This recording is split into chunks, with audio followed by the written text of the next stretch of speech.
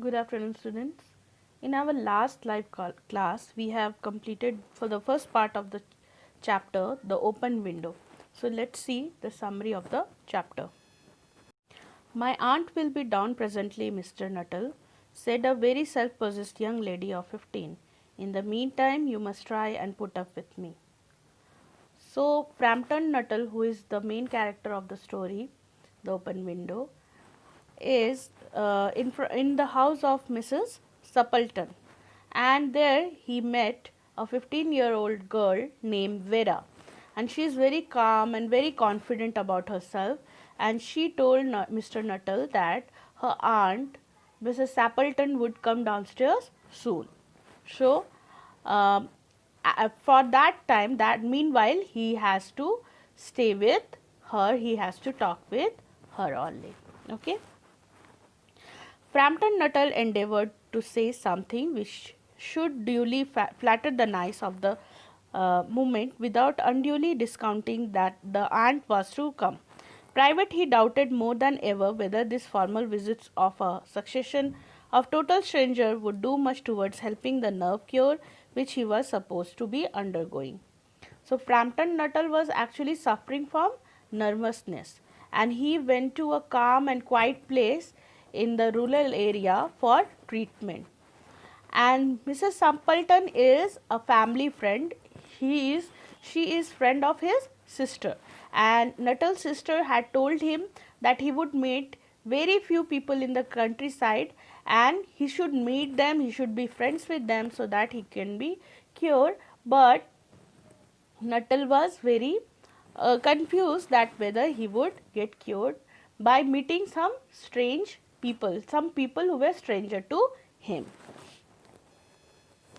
I know how it will be, his sister had said when he was preparing to migrate to this rural retreat. You will bury yourself down there and not speak to a living soul, and your nerves will be worse than ever from moping. I shall just give you letters of introduction to all the people I know there. Some of them, as far as I can remember, were quite nice. His sister had told him that he would meet some people in the countryside who were very nice to her. So what she did, she wrote some letter. She would give him some letter of introduction to all the people she knew there, and then her brother can go there and he can be friends with them also. Okay. Now next page. Frampton wondered whether Mrs. Suppleton, the lady to whom he was presenting one of the letters of introduction, came into the nice division. So as his sister said that some of the people were very nice, Frampton was very confused whether Mrs. Suppleton is nice or not. Do you know many of the people round here? Asked the niece when she judged that they had had sufficient silent communion. So, when he first went to the house, he was not talking to the niece, but after some quiet time, she started talking with Frampton, and she asked that if he knew many people there, and he told her that he did not know anybody. Okay. Hardly a soul, said Frampton. My sister was staying here some 4 years ago, and she gave me letters of introduction to some of the people here. He made the last statement in a tone of distinct regret. So, he told Vera that he did not know anyone there. In fact, his sister had visited the place about 4 years ago, and she had given him letters of introduction to some of the people. So, on being asked, he told Vera that he knew only her name and address of her aunt. Then Vera asked, then you know practically nothing about my aunt, pursued the self-possessed young lady. Only her name and address, admitted the caller. He was wondering whether Mrs. Suppleton was in the married or widowed state. An undefinable something about the room seemed to suggest masculine habitat. So he told Vera that he knew only her aunt's name and address. So even he was wondering that whether Mrs. Suppleton was married or widowed, because when he came to the when he went to the house, he saw that things that were kept there, or the way of the room, seems to be like very masculine. It feels like somebody who was a man was staying there. Her great tragedy happened just 3 years ago, said the child. That would be since your sister's time. Her tragedy? Asked Frampton. Somehow, in this restful country, spot tragedies seemed out of place.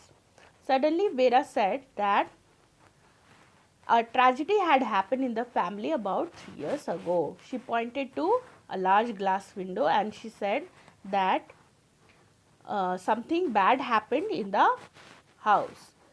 So Frampton was very amazed, because he never thought that in such a calm and quiet place something bad could happen.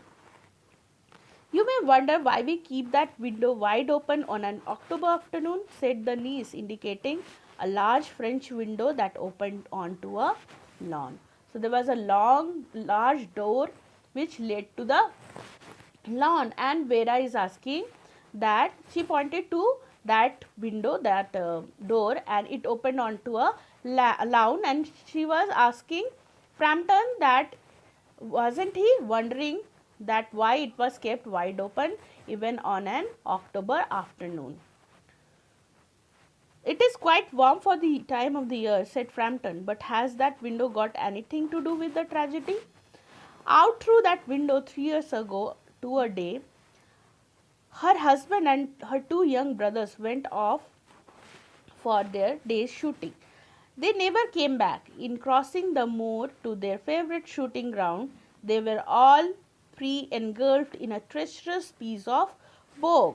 It had been that dreadful wet summer, and places that were safe in other years gave way suddenly without warning. Their bodies were never recovered. That was the dreadful part of it. Here the child's voice lost his self-possessed note and became flatteringly human. So then Vera started telling Frampton about the tragedy. Okay, the girl told him that it was her aunt's husband and related to her aunt's husband and two brothers. They had gone out for shooting, and this happened exactly on the day 3 years ago. They went through the window, but they never came back because they were swallowed up by the wet spongy ground, and their bodies were never recovered. Poor aunt always thinks that they will come back someday. They and the little brown spaniel that was lost with them, and walk in at that window just as they used to do. That is why the window is kept open every evening till it is quite dusk. Poor dear aunt, she has often told me how they went out, her husband with his white waterproof coat over his arm, and Ronnie, her youngest brother, singing, "Bertie, why do you mourn?" as he always did to tease her, because she said it got on her nerves.